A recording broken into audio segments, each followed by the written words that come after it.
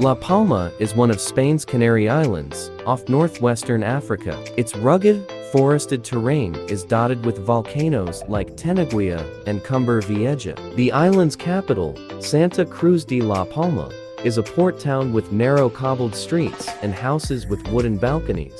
The Caldera de Taburiente National Park has a huge crater-shaped formation and is covered in pine forest and cut by waterfalls.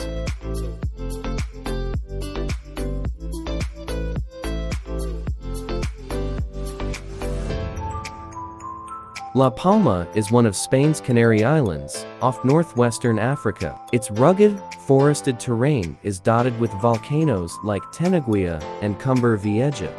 The island's capital, Santa Cruz de la Palma, is a port town with narrow cobbled streets and houses with wooden balconies. The Caldera de Taburiente National Park has a huge crater-shaped formation and is covered in pine forest and cut by waterfalls.